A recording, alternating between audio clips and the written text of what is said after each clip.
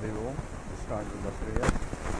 Om Samasta Jana Kalyani Niratam Karunamayam Namami Chinmayam Devam Sadgurum Brahma Vidvaram Vasudeva Sutam Devam Kansachanura Mardanam Devaki Paramanandam Krishnam Bande Jagadgurum Tvameva Mata Cha Pita Tvameva Tvameva Bandhusya Sakha Tvameva Tvameva Vidya Dravidam Tvameva Tvameva Sarvam Amadeva Deva Tvameva Sarvam Gurudeva Deva. Hari Om. So we are analyzing the Vijnanamaya Kosha, and student asked the question, sir, when the Vijnanamayam or Buddhi and also the products of Buddhi in terms of mind and the pranas and the Annamaya Kosha, and they're all due to the avidya, and they are avidya means due to the Mula Vidya or the fundamental ignorance, and which is beginningless, and therefore these are also beginningless. The Buddhi is beginningless, and therefore the Jiva notion is also beginningless.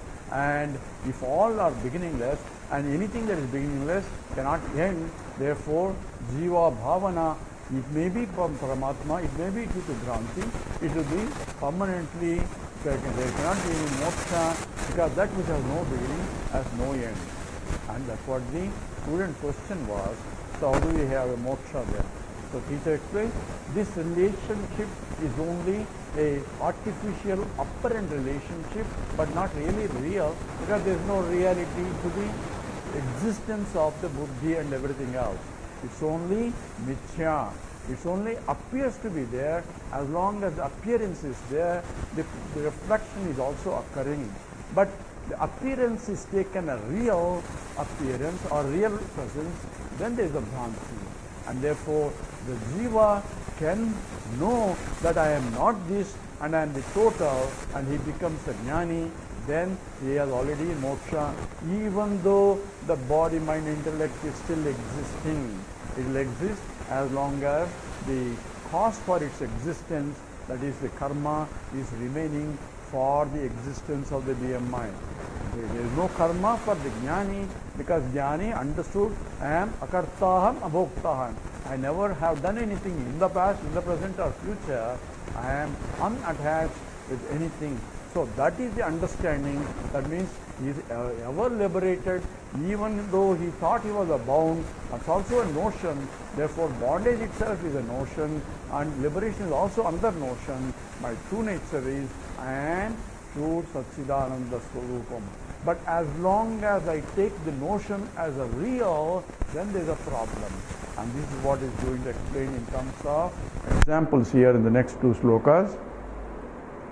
We now take up the sloka 198. Swasya drashtaha nirgunasya akriyasya swasya drashtaha nirgunasya akriyasya pratyak bodhananda rupasya buddhehe pratyak bodhananda rupasya buddhehe bhrantya prapto jiva bhavaha na satyaha Bhrantya prapto jiva bhavaha na satyaha mohapaye nastya vastu swabhavat mohapaye nastya vastu swabhavat. So here swasya is for atmasya, that is for atma. Nirgunasya akriyasya pratyak bodhananda rupasya, so which is of the nature of the nirgunam, without any attributes, akriyaha, without any activities, and pratyak bodhananda rupa, pratyak bodha ananda rupasya, it is of the nature of bodha and ananda.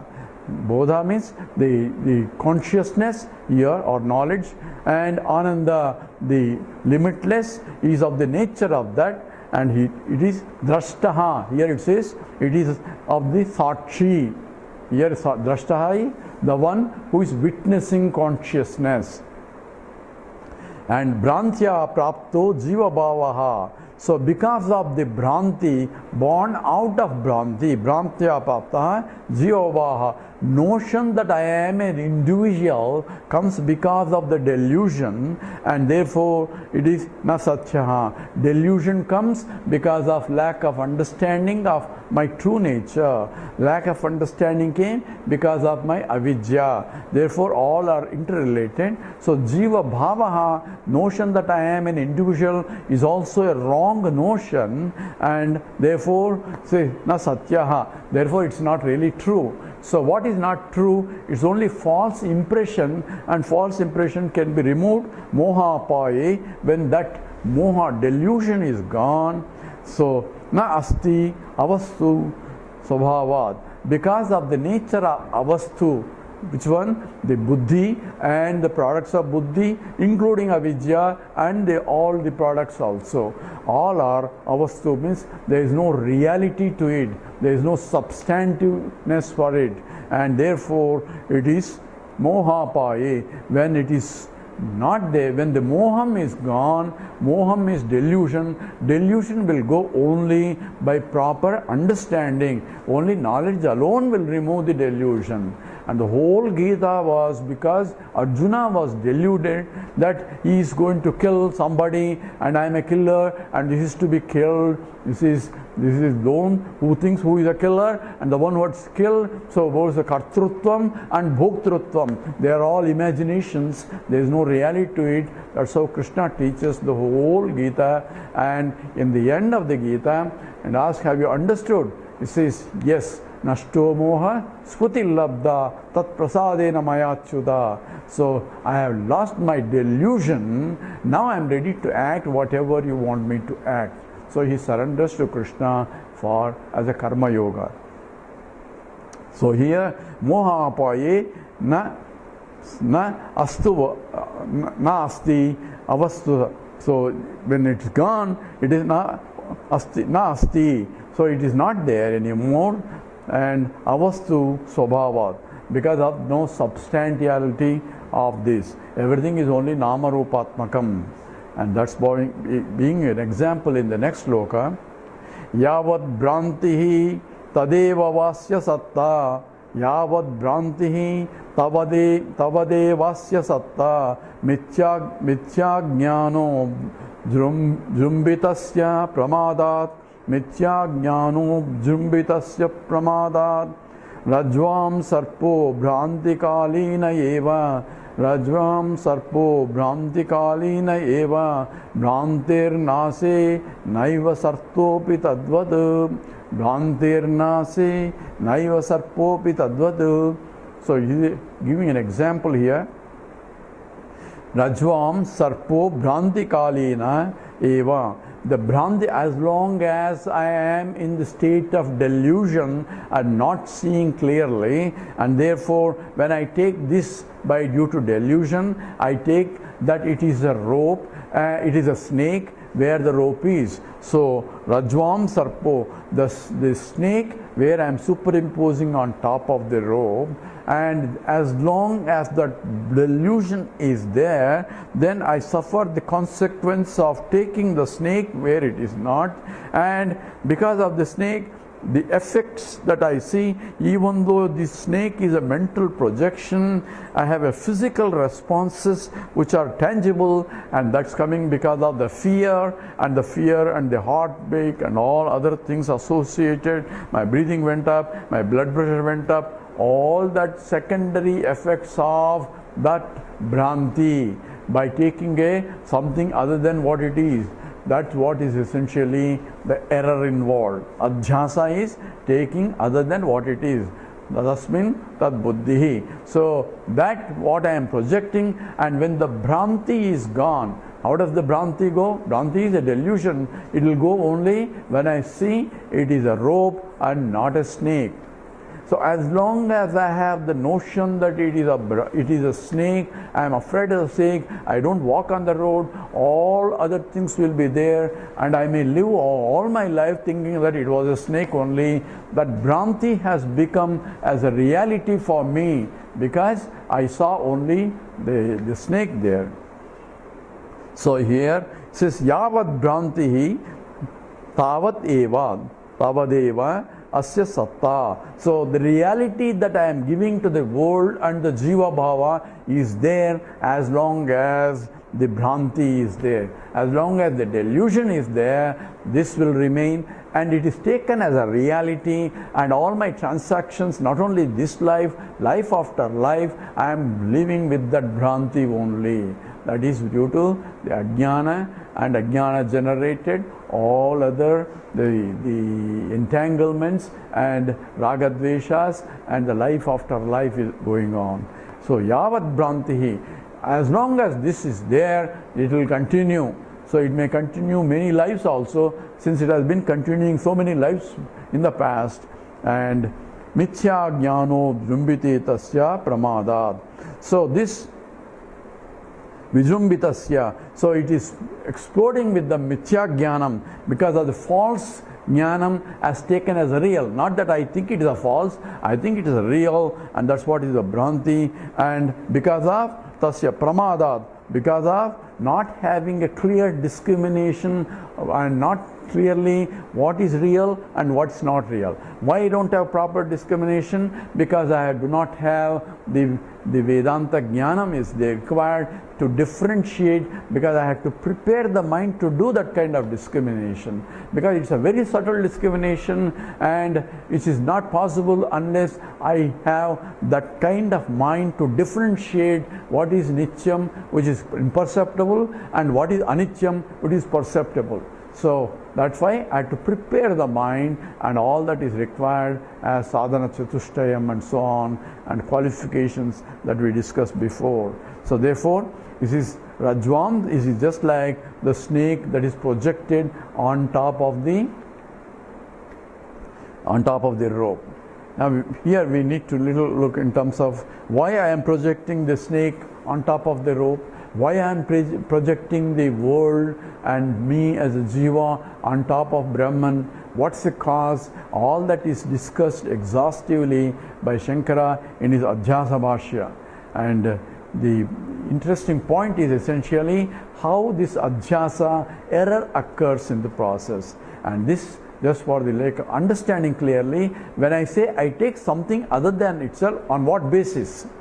This sadrusyam should be there. There has to be similarity. Then only I project that which is not there on top of what is there. What is sadrusyam? There has to be similar. So what's the similarity between the rope and the snake? It is also 5 feet long, and if you step on it, it's a soft, and it is in the dark, in the alley, and a lot of snakes are going around that I heard. Therefore, there is a possibility that it is a snake. So therefore, what exactly reason for mistaking it is a snake and not an elephant or some other is due to sadrusyam. That means there has to be similarity. Similarity in what? Similarity in the attributes of the object. So there are attributes that are common to the snake and the rope. Why attributes? Because all the knowledge that is attributive knowledge only. This has to be very clear, because we think we are seeing the world and we are seeing the padartham, the object of the world. Padartham, there is no padartham, because if I say I am seeing a ring, there is no ring padartham there.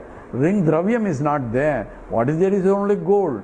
I am saying it is a ring, and I mistake it as the ring, which is different from the necklace. But if I see only as a gold, then there is no difference between the ring and the necklace, since both are gold only. From the gold point, there is no difference, but from the ring point, ring is different from the necklace. So attributive content of the ring is different from attributive content of the necklace. Therefore, the differentiation occurs.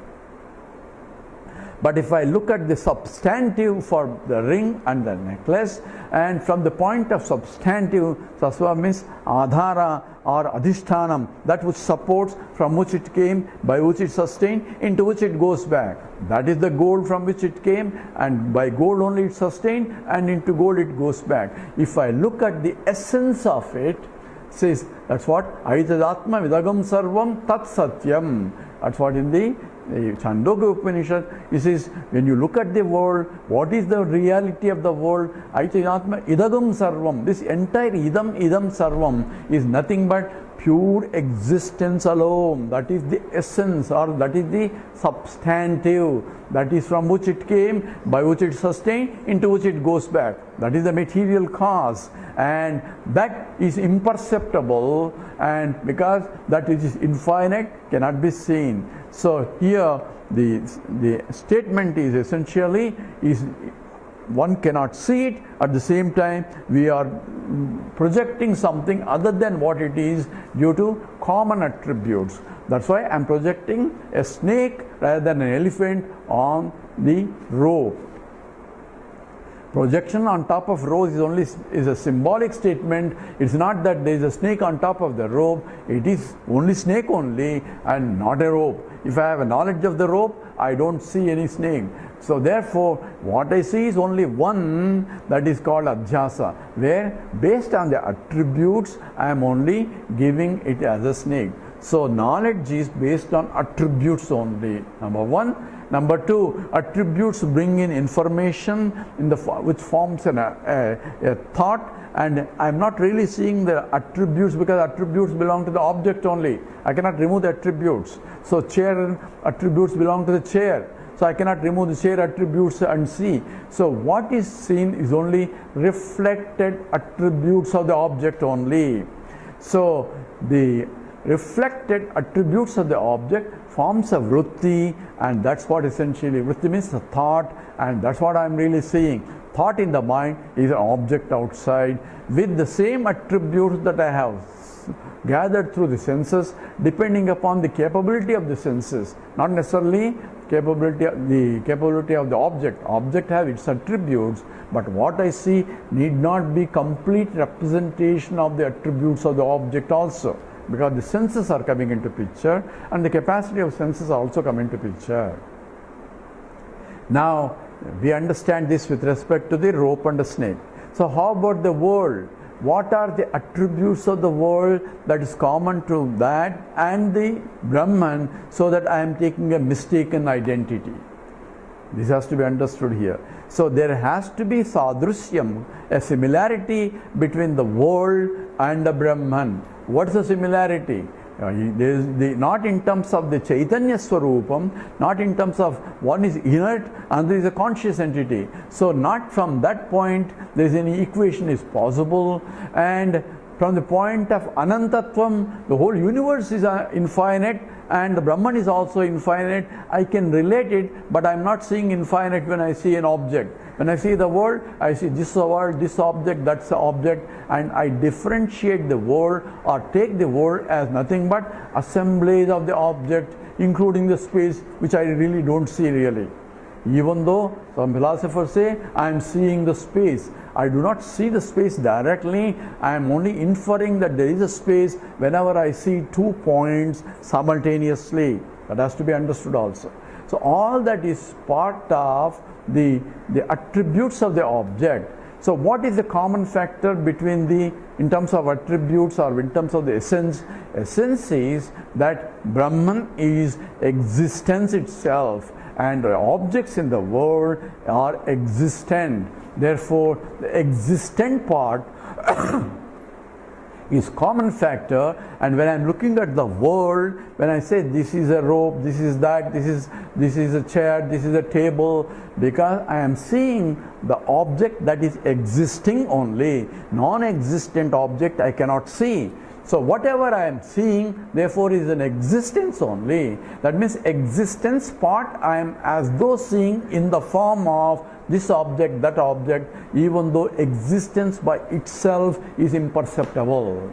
So whenever there is an object, the similarity between or sadhusyam between the world and the Jagat. Jagat is inert, the world is real, and the Brahman is conscious entity, and what part is sadrusyam? Only part of it, part of the attributes of the object I am seeing. The attribute part is only the existent part, and therefore based on the existent part which is common for the all-pervading consciousness, Brahman, and objects that are there which are existent, and the common factor is only existence, and using that I am making a moha due to delusion that what I am seeing is real. So that's where the Bhranti is. So therefore, because the knowledge is attributive, I am making, if the knowledge is substantive, if I really see the world as a substance of the world, then I will not make a mistake. But there is no substance of the world from the point of the Upanishad, because what was there is pure existence, and existence became different, nama rupa, only names and forms. There is no separate substantive, just as there is no separate ring substance or a bangle substance. It's only nama rupa. Vacharambanan vikaro namadeyam. It's only walk or speech. Speech is name coming from. I can know, I can give a name only when once I see and know it. Therefore, naming means knowing, and knowing means essentially involves a perception and volition and a cognition are involved in terms of the naming. All that are possible only for the finite object. But what is common is the pure existence part. Therefore, I am having a Bhranti. Bhranti because I am not seeing the pure existence, and what I am seeing is not real, but I am taking what I am seeing as a real. Therefore, the whole confusion starts here. Therefore, yavat Bhrantihi tavat eva asya satta. As long as this delusion is there, I am taking the reality to the delusion as a real, or that's a delusion. So taking the plurality as reality, and that's what is called Bhranti. As long as I have the Bhranti, this whole thing, Mithya Jnanam, is remain called Pramada. Pramada means here not having a clear vision. That means not having a Viveka properly. So what do I have to do in order to see clearly what is there? I had to develop the proper Viveka. That means a discriminative intellect I had to develop. What do I have to do to see a rope there where the snake is? I have to see proper vision I need by putting a proper light. Here I need a proper light to see myself. What kind of light? It is essentially the light of knowledge is required to reveal myself. This we go through further in the next slokas. With this we stop here. Om Purnamada Purnamidam Purnat Purnamudachyate Purnasya Purnamadaya Purnameva Vasishyate. Om Shanti Shanti Shanti. Harihi Om Sri Gurubhyo Namaha. Harihi Om.